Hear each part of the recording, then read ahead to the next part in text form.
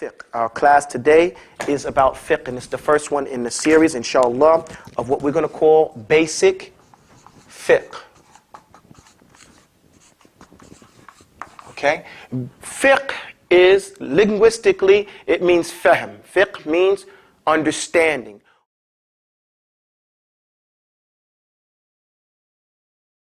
What it means as a terminology is profound understanding, or understanding what was intended.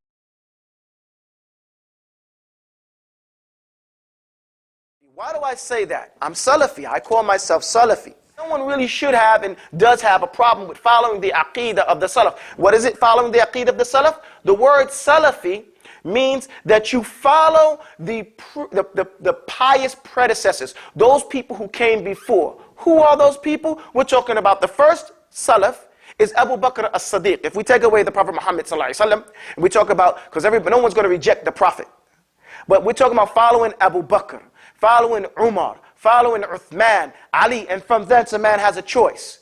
You know, following those righteous predecessors, those are the kings or the ra'is, the chiefs of the Salaf. Okay? In our aqeedah, how we see Allah and how we view Allah and those types of issues. You have a person who says that he's Salafi, and I say that I'm Salafi, so I'm not anti-Salafi, I'm Salafi. Walhamdulillah. Meaning that I follow the pious predecessors in my aqeedah and in my minhaj, in the way I go about doing things. Okay? Regardless of what anybody else may like or not like. Now, when some of these younger people, and I say younger, I don't mean in age, I mean in understanding. Okay? I mean in understanding. When they come about and say, don't follow a madhab, what are they talking about? And how can we bring this issue to some fruition, to an end, and move forward? Because fiqh has, like I said, a great and momentous place in the life, in your everyday actions. If you don't follow a madhab, and I'm not saying that you should, but if you don't follow a madhab, what do you know to do? They say, well, we're going to take from where Imam Hanafi took from. He took from the Quran and Sunnah. Or I'm going to take where he was correct and leave where he was not correct. How do you know if you don't have any knowledge? How do you know that you're going to take from where he took and not take from where? Well, I'm going to follow the Quran and the Hadith. Who told you that that Hadith means this type of thing and that other type of thing? Because there's a statement in Usul al-Hadith, knowledge precedes words and deeds. We know that part.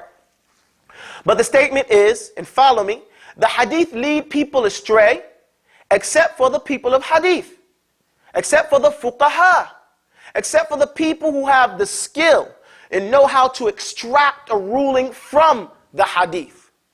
So what the people are actually doing, they're making taqleed. We hear this term, taqleed. Taqleed is blind following. So blind following who?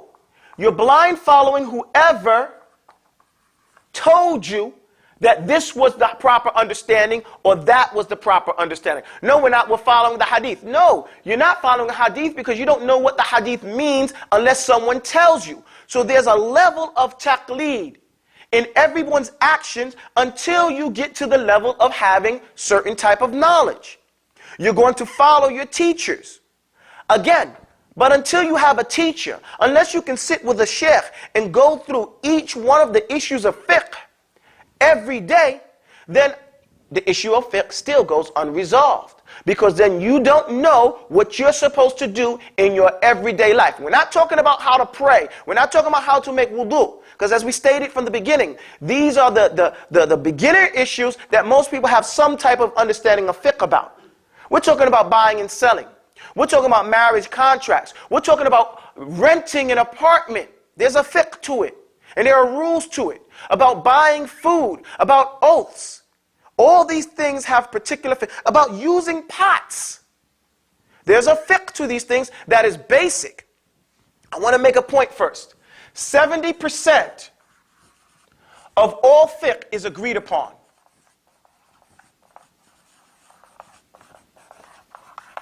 Okay? 70% of all fiqh these four guys of the classic fiqh, they agreed in 70% of their rulings. That leaves 30% of disagreement. In that 30%, we have the teachings of Imam Albani, rahimahullah, Sheikh Muqbil, Sheikh bin Baz, Ibn Uthaymeen. And I'm just mentioning these were like the big four. Most people know these people's name. You could say Hamad al-Ansari up there. You could put his name up there. You know, Umar al-Falata, you could put his name up there. You could put a few other people's names up there. But let's just leave these big four that people really know about. In their modern writing, these are modern scholars that just passed away recently, they attacked and dealt with some of this 30%. And they came up and agreed in a percentage. I don't know, I'm not going to make up a percentage. But there's a portion of this 30% that was dealt with and that we can find the correct understanding based on what these scholars have told us. And we're going to still be making a sense of taqleed. We're still going to be following them without fully knowing because we're not scholars to know if they were right or wrong. But we can guess based on what we see from them and how we trust them. So there's a level of taqleed in that, following these people of the Sunnah. And this is what I want people to understand, and don't worry about what nobody says. To hell with them, literally. Your relationship with Allah is between you and your Lord. The thing you have to do is find the best way to understand what Allah wants you to do. That's fiqh. That's understanding what was intended. Okay? So, there's that level of taqleed. When a person is said, this person is Hanafi, when a person says this person is Maliki, what does that mean, for example? That means if he is Salafi, meaning that he's following the understanding of the people of the past, the righteous predecessors of the past, and he's trying his best to find and derive the rulings that they find in the hadith based on what the scholars are saying. So he's reading the hadith, but he's making that level of taqleed on the understanding of that hadith and how to practice that hadith. When he becomes a Hanafi, that means in that 30% that there is disagreement upon, he is Maliki. Let's take Hanafi. Sheikh bin Baz and Sheikh Ibn Uthaymeen, for example. In the Hanbali madhab, Imam Hanbali, he said when you raise up from the salah, first let's talk about, in the salah, there's an issue. The issue is when you're in ruku' and you come up, Sami Allahu liman hamidah, Rabbana wa lakal hamd. Do you put your hands on your chest or do you let your hands go down? Let me do it again. In the ruku', when you rise up, it's agreed upon that you raise your hands. Then it's disagreed upon, do I put my hands down or do I put my hands on my chest? Bin Baz and Ibn Uthaymeen, rahimahumullah, they grew up in a country that is Hanbali. Okay? So you find in their rulings, when there's ikhtilaf, an inclination to things that Imam Hanbali said. Okay? Not saying that they're not shuyukh, but you would note, someone being honest would note that their rulings in those things that are ikhtilaf, and this would only happen if you know that it's an issue of ikhtilaf. And then the second, that you know that this is the ruling in the Hanbali fiqh. That when they say rise up from the ruku', they say put your right hand over your left hand and put your hands on your chest. However, I don't know what Sheikh Muqbil says, but you find Sheikh al-Albani saying when you rise up from the salah, you raise your hands, from the ruku', you raise your hands and you put your hands on your side. That corresponds with the Hanafi madhab. Why do I say Hanafi and not Maliki? Because it corresponds with the Maliki also. But Imam al-Albani comes from an area that's traditionally Hanafi. So you see in the issues of the ikhtilaf, a mail, they call it in the books, and this is not my statement, you find this in the statements of the people of the past. Innahu Salafi yamilu ila Malikiyya. He's Salafi, but he inclines towards the Maliki fiqh. He's Salafi, walakinnahu he yamilu, he inclines to the Hanafi fiqh. This is nothing new. This means that when those issues of ikhtilaf come, that person inclines to the way he was raised. Let's back up. What do you mean the way he was raised?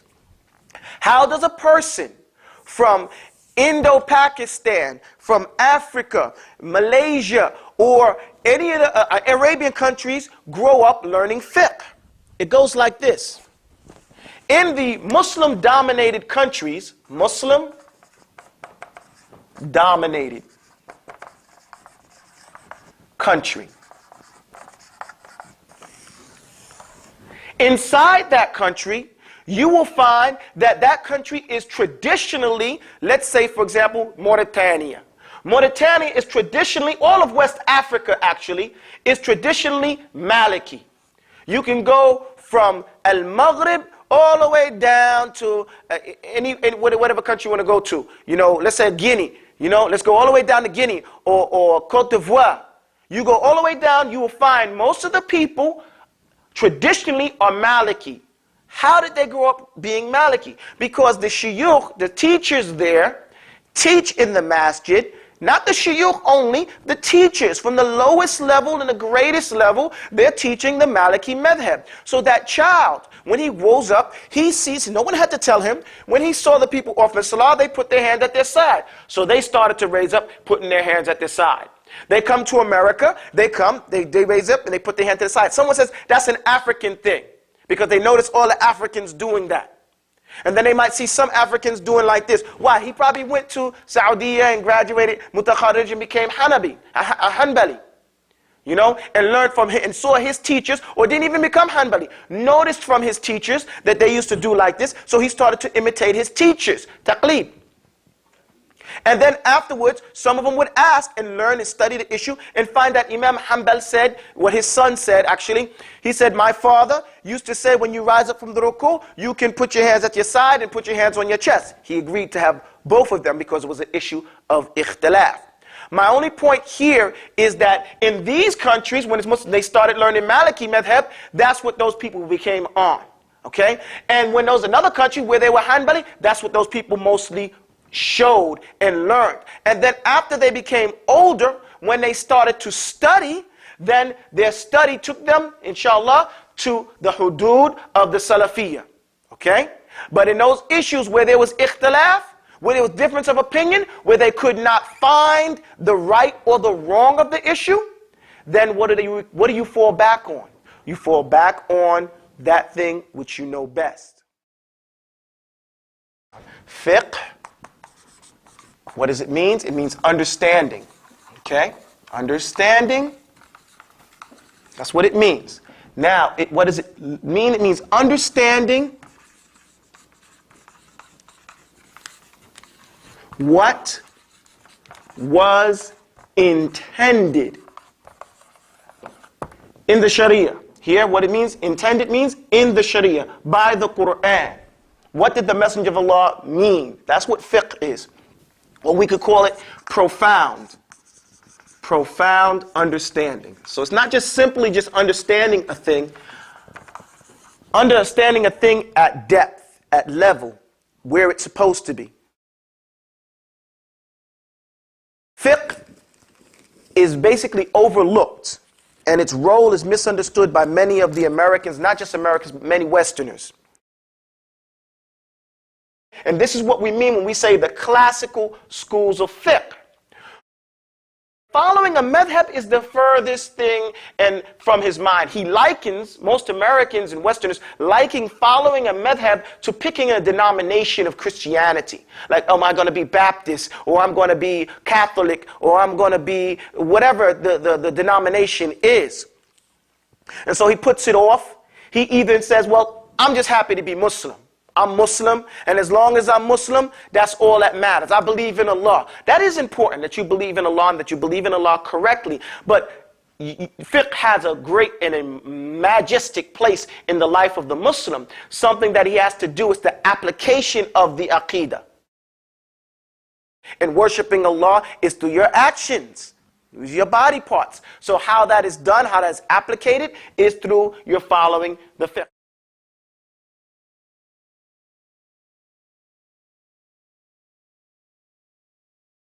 Today we have the special privilege, walhamdulillah, and opportunity to have a quick conversation about fiqh.